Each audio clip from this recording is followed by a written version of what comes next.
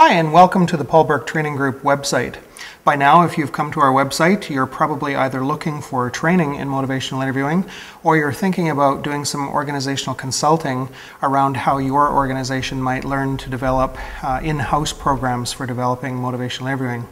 Our training group specializes in creating cost-effective learning opportunities and learning solutions for organizations where we've trained people with specialties in healthcare, corrections, addictions, mental health, behavioral health issues, First Nations communities, diabetes education, youth outreach, youth counseling, problem gambling, smoking cessation treatment, and that kind of thing. Our services include both training in motivational interviewing technique and theory, and in consulting with organizations for how to develop in-house systems where they can perpetuate that kind of training long-term so as not to become dependent on external training organizations. Motivational interviewing, as you may or may not know, is a process of helping people engage in change, that is to become ready, willing, and able to change. First of all, by creating a climate or a spirit wherein through collaboration, evocation of particular kinds of talk and conversation from clients rather than installing that, and actively supporting the autonomy in the client in the decision-making process, we create a spirit whereby it's comfortable and safe for the client to open up about the advantages and disadvantages of them pursuing change enough that they can hear themselves starting to create an argument in favor of change. The spirit of motivational interviewing is fueled by 4 principles, including the expression of empathy, that is,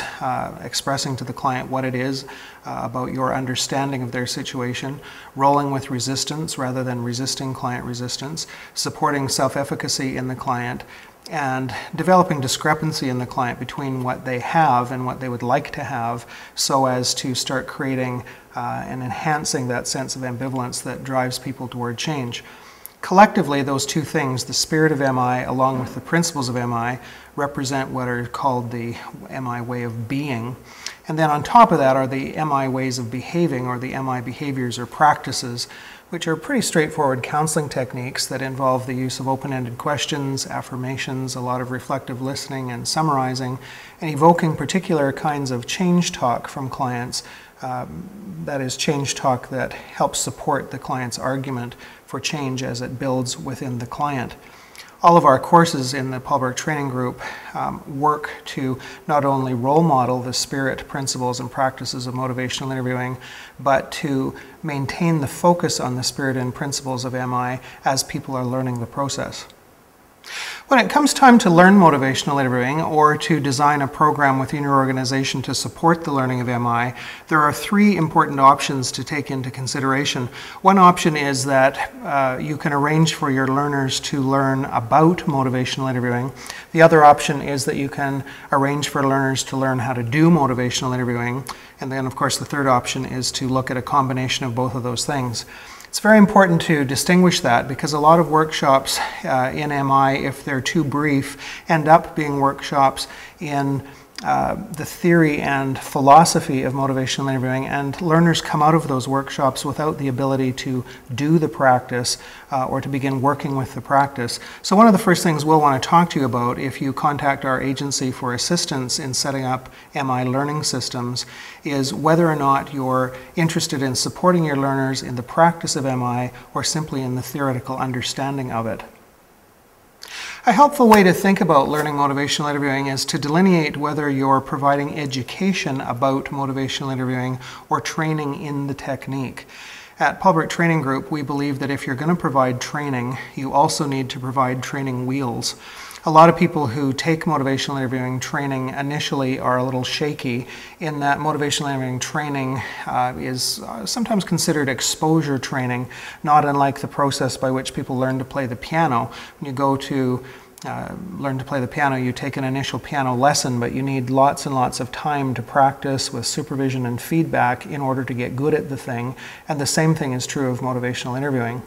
Our goal at Burke Training Group is to help your organization to develop sustainable learning systems, in that we believe that motivational interviewing learning and training doesn't start and stop with a workshop. In fact, the training needs to start when people conclude the workshop and go back to their offices, and then with feedback and coaching and assistance at the workplace, start to perfect the skills that they're learning at the workshops. At Burke Training Group, we have 4 trainers, each with different specialties, who have worked with a variety of agencies, literally from coast to coast to coast in Canada. We recently did a very large project with the Vancouver Island Health Authority Addictions and Mental Health team, training over 600 of their staff. We've done a lot of justice work and corrections work across Canada, with including the Edmonton John Howard Society. We've done work in Alberta with the Alberta Sisters General Department, and in the Yukon Territory with the Department of Justice there. We've also trained a lot of First Nations group across Canada, including the Northern Intertribal Health Authority in Saskatchewan, the Saskatchewan Indian Institute of Technology, Keewatin Regional Health Authority, Cote First Nations. We've also provided a lot of training to family service associations, including to the Alberta Children's Services Department, Aspen Family and Community Services in Calgary, Alberta. We've provided training in Nova Scotia at the Cole Harbour Community Mental Health Services, with the Regina Work Preparation Centre, Phoenix Centre in Kamloops, all kinds of addictions agencies across the country, and so forth. If you'd like to talk to one or more of the organizations that we've provided training and consultation services to in the past, please feel free to give me a call, and I'd be happy to put you in touch with one of those agencies and some of their representatives. You might also want to click on the tab at the top of the page here and have a look at some of the feedback and comments that we've had from previous learners who've accessed our services.